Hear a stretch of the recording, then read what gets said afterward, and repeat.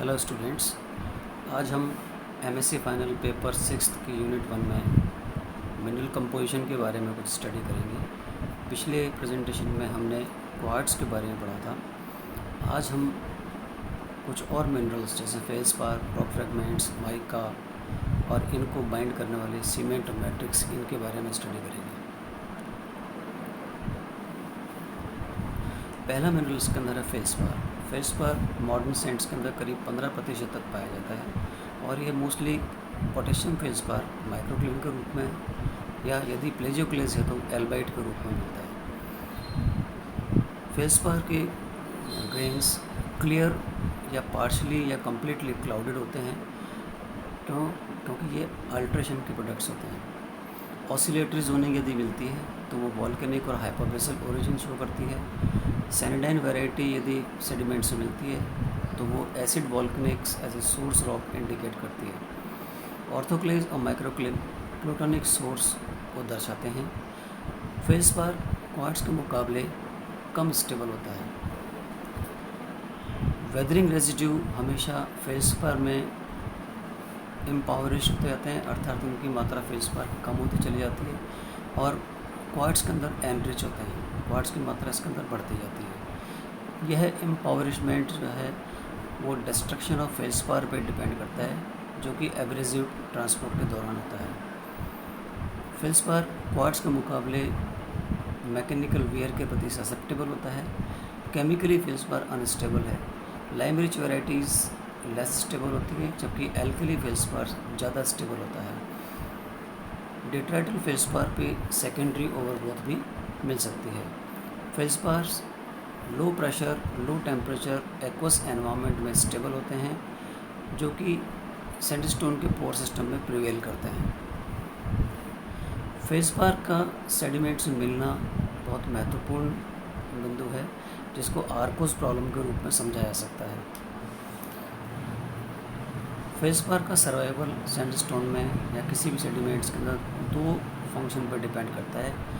एक intensity of decay process और दूसरा time and duration of the action. जहाँ पे रिलीफ हाई और इरोजन रैपिड होता है, फेल्सपार डिस्ट्रक्शन से बच जाता है और सैंड्स के अंदर मिलता है। इसके विपरीत यदि रिलीफ लो है और इरोजन बहुत धीमी गति से हो रहा है तो फेल्सपार पूरा डिस्ट्रॉय हो जाता है। द रोल ऑफ क्लाइमेट इसके अंदर सेकेंडरी होता है। डिस्ट्रक्शन ऑफ फेल्सपार हमेशा रिटार्डेड होता है। फेल्सपार को एज ए प्रोवेनेंस इंडिकेटर यूज़ किया जा सकता है। केमिकल कंपोजिशन जो भी फेल्सपार की है वो इस पर्पज़ के लिए यूज़ की जाती है। होमोजीनियस एल्कली फेल्सपार यदि AB50 से अधिक सोडिक है तो वो वॉल्केनिक ओरिजिन बताता है, और एल्कलिक फेल्सपार जो कि OR88 से ज़्यादा पोटेसिक है वो हमेशा प्लूटोनिक और मेटामॉर्फिक सोर्स को बताता है।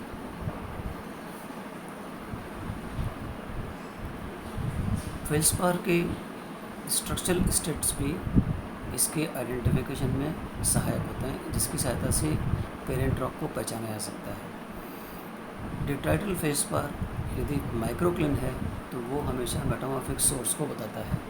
डिट्राइटल फेल्सपार वॉल्केनिक सोर्स का होगा तो जनरली सैनिडाइन होगा, और यदि एल्कली फेल्सपार में AlSi स्ट्रक्चरल स्टेट्स जो है रैपिड कूलिंग शो करती है आउटर शेल में बनिस्बत उसके कोर के। क्वार्ट्ज और फेल्सपार का रेशो जो है फर्स्ट साइकिल फ्लूवियल सैंड्स के अंदर क्लाइमेट के बारे में कुछ इंडिकेशन देता है। यदि ये सैंड के अंदर रेशो मोर देन 1 होता है तो ये ह्यूमिड क्लाइमेट, और यदि लेस देन 1 होता है तो ये एरिड क्लाइमेट को इंडिकेट करता है। क्वार्ट्ज और फेल्सपार के बाद तीसरा महत्वपूर्ण मिनरल होता है रॉक फ्रेगमेंट्स। रॉक फ्रेगमेंट्स अधिकांशतः प्लूटोनिक रॉक के डिसइंटीग्रेशन से डिराइव होते हैं, और किसी भी एवरेज मॉडर्न सैंड के अंदर इनकी मात्रा 20% तक हो सकती है। जो लार्ज रॉक पार्टिकल्स हैं वो स्ट्रांगली साइज डिपेंडेंट होते हैं, और ये अधिकांश कोर्सर सैंड फ्रैक्शन के अंदर मिलते हैं।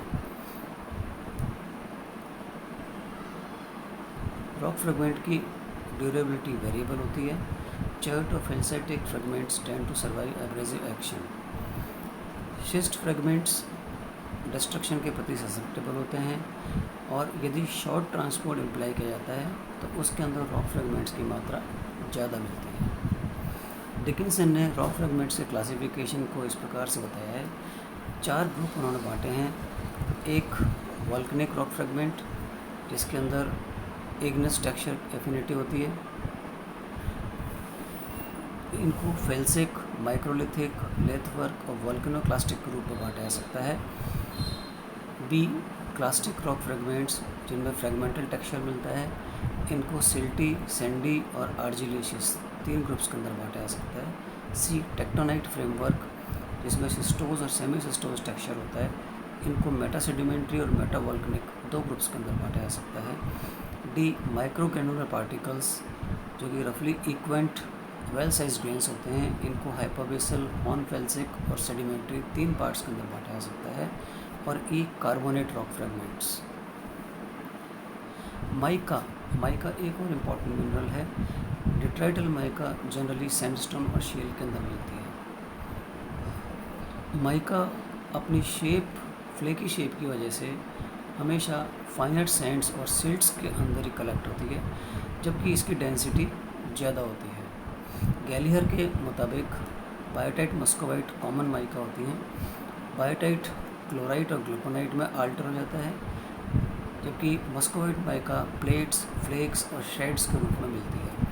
ये फ्लेक्स जनरली बेडिंग के पैरेलल ओरिएंटेड होती हैं और एक दूसरे के प्रति भी ओरिएंटेड होती हैं, जिनकी वजह से इन रॉक्स के अंदर बेडिंग प्लेन फैसिलिटी डेवलप हो जाती है। माइका प्लेट्स में बी वेल राउंडेड। क्रिनाइन 1940 ने जो माइका प्लेट्स की राउंडनेस थी, उसका कारण sluggish moving currents with gentle to and fro motion को बताया है। Hexagonal biotite plates infall of volcanic ash को इंडिकेट करते हैं।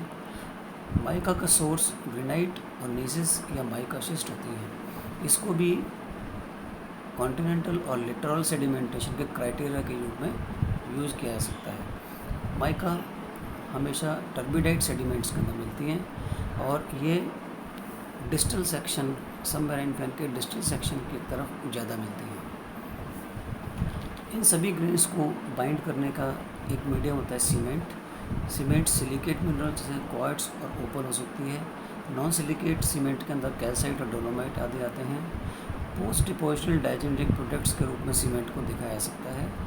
यह सीमेंट फ्रेमवर्क और मैट्रिक्स ग्रेन के बीच के वॉइड्स को फिल करती है। सीमेंटेशन आफ्टर डिपोजिशन के तुरंत पश्चात भी हो सकता है।